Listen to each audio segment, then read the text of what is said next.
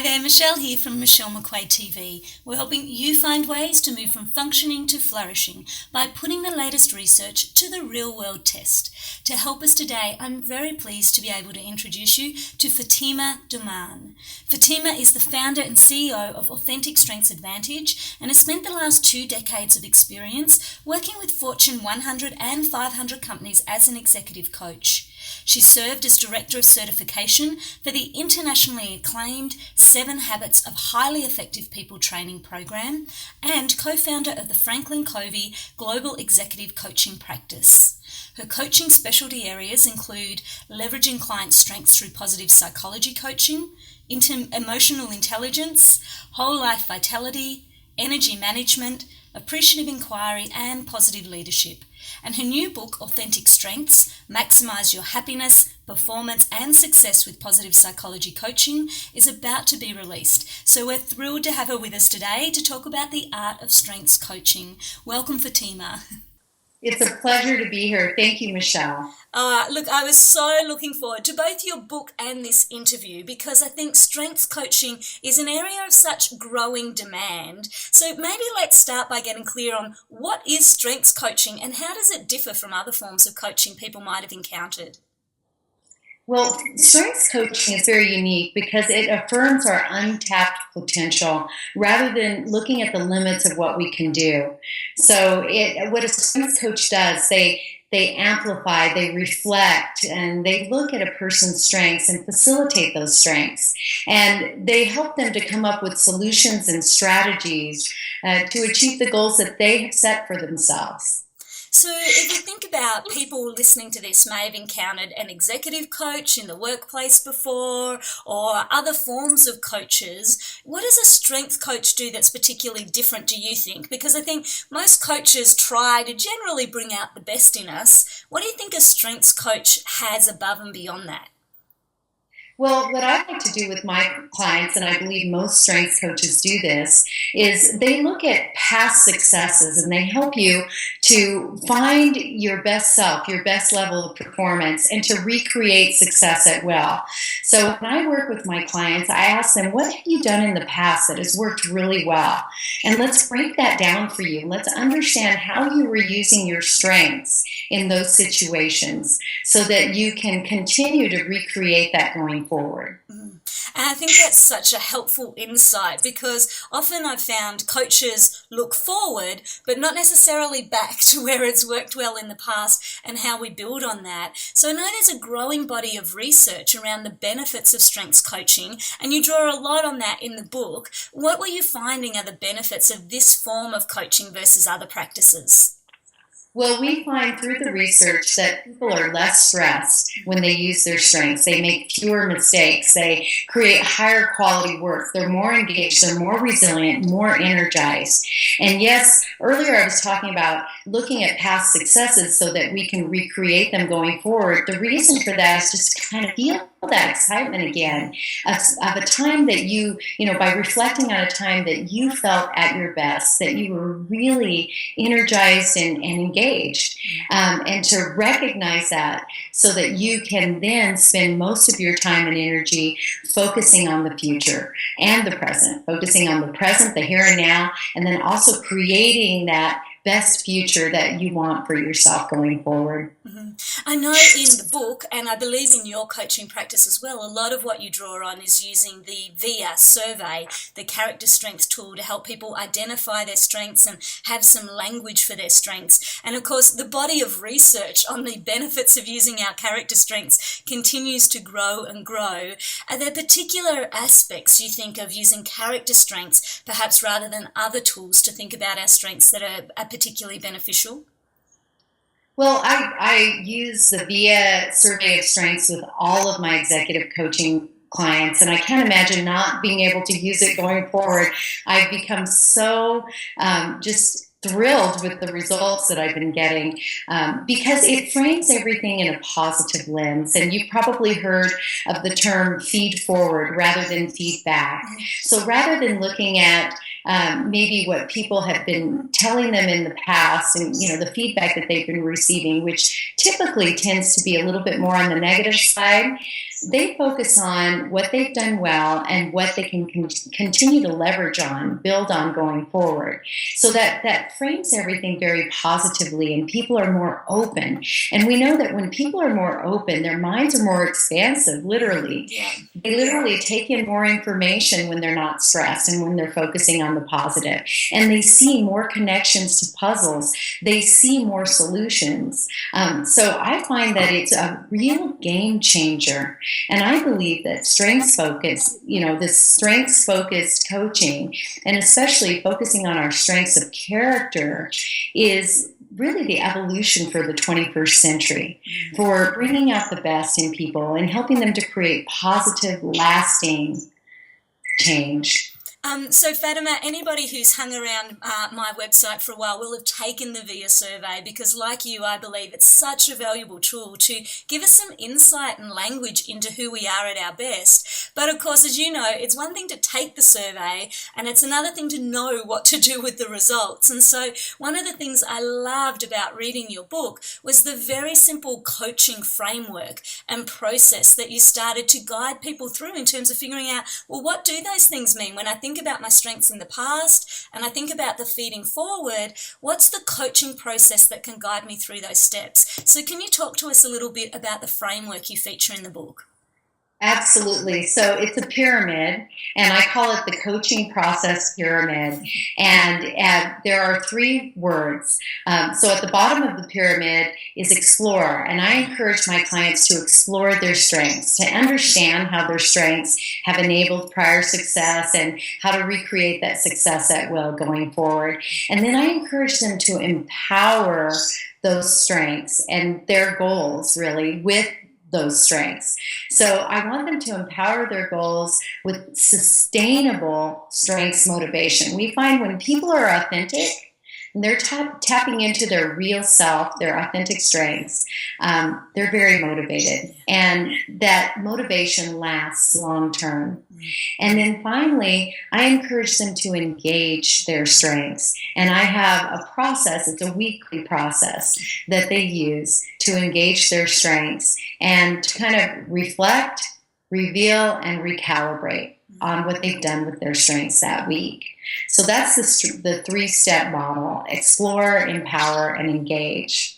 I think that's so helpful, because for many of us as coaches or managers trying to lead other people through their strengths, we lack that framework. And it's so simple, but it does get us looking to the past, as you've said, but also that feeding forward process. One of the other things I loved about your book was just the incredible creativity and usefulness of different strengths tools that you've developed. So there was everything in there, from the life sketch to the whole life scale, the motivation grid, but my favorite by far was your strong goals tool. So can you talk us through, how does a strong goal work and how do you use that in the coaching process?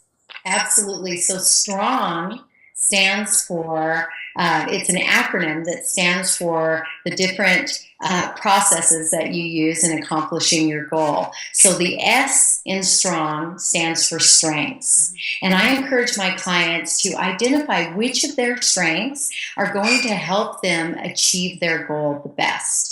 And again, they reflect back on times that they've been very successful and how to recreate that success now with this goal, how to tap into the strengths that really helped them in the past, and also to consider maybe some new strengths that they haven't used yet, but that would be perfectly aligned with the goal that they want to achieve now.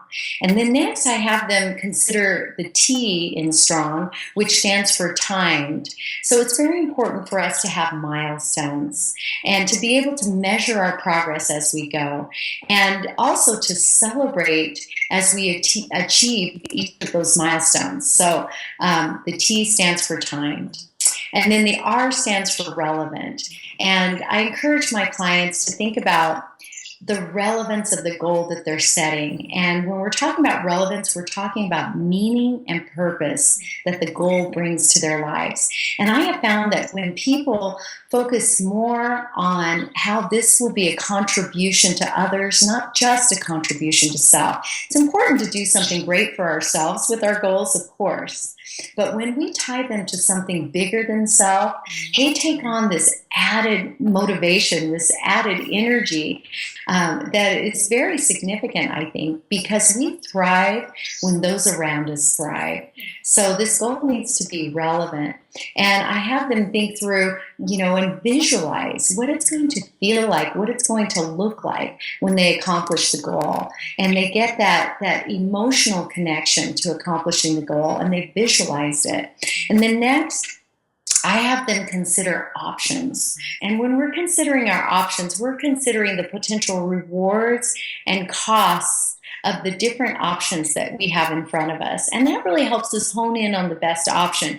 And I strongly encourage my clients also not to take on too many goals. I really like them to just take on one goal at a time, give it all of their time and energy, and then move on to the next goal. So options, exploring rewards and costs.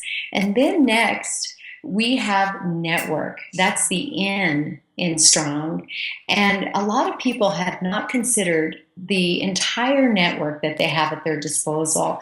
For example, you have family, you have friends, you have educational resources, you may have financial resources, you definitely have community resources if you look into them.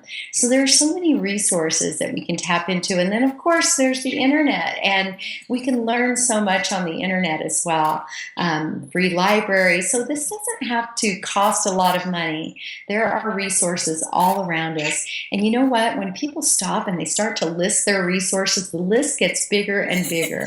And they start to feel more and more comfortable with accomplishing the goal, and also grateful as they start to realize they have more resources than they thought. And then finally, the G in strong stands for growth. So when we're talking about growth, I really believe that any goal should really stretch and inspire us. And it should inspire us ultimately to grow. So think about a goal that will ask of you a little bit more than you've been used to giving in the past. That'll make you stretch a little bit.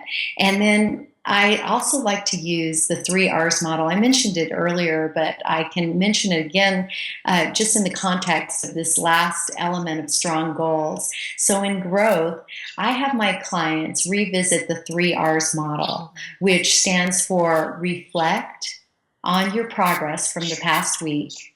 Really think through where you really felt like you were producing the effort that you wanted, or maybe there were some obstacles, and how can you remove those going forward? And that's revealing. You're revealing insights at this point, and you capture all those insights, and then you recalibrate when necessary, because circumstances do change. And as circumstances change in our life, sometimes it's important to just think through our goal and reconsider whether or not we're on the right track with it, and if there are some minor recalibrations that need to be made. So this whole goal setting process involves honesty with self. You can't really have an ego around accomplishing goals. It's more of a growth and learning process. And as you do this, I think you'll be surprised with the accomplishments that come along the way with your effort. I think that strong goal model is a great one that many of us can adapt, and really, again, step by step, I think so useful just to take in all the different elements we have available to draw on when it comes to achieving the things that matter to us most. Fatima, are you finding that strengths coaching is more suited for some people than others? So as coaches or leaders thinking about using this model, is there a kind of person that this will work best with, or I guess equally somebody who we should be careful with that this mightn't be a right fit for in your experience? honestly, my experience, I have not found anyone that it wouldn't be a right fit with. As a matter of fact, I've worked with people who were on the verge of being fired. I've worked with people who had been written up for bullying others and for being very negative in their language with others at work. I've worked with people who are naturally just very positive, but all of them gravitated towards strengths coaching. You know why? I believe why this seems to really resonate with everyone that I've worked with so far is because people like to have their strong suits recognized and appreciated, no matter who you are. I think it's an internal kind of human need, a very basic need, to want to be recognized and appreciated for your authentic qualities.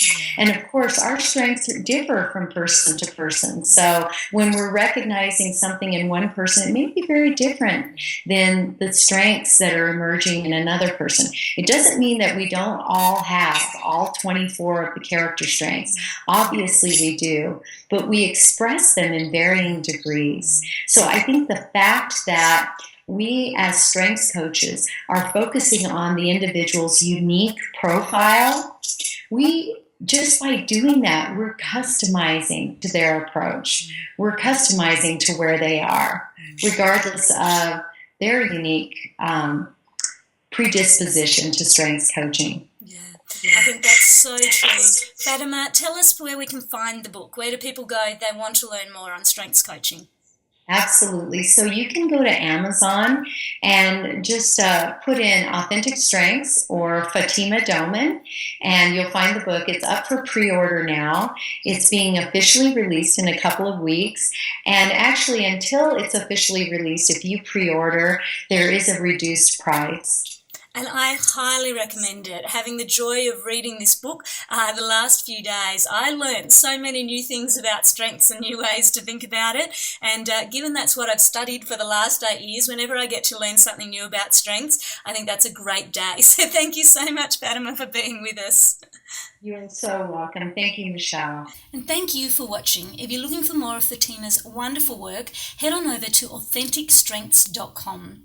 And if you want other tested practical ways you can move from functioning to flourishing at work, be sure to stop by MichelleMcQuaid.com, leave your name and email address so you can hear all our news first. Thank you so much for being with us. Remember, you are good enough, so don't be afraid to let your strength shine. Until next time, take care.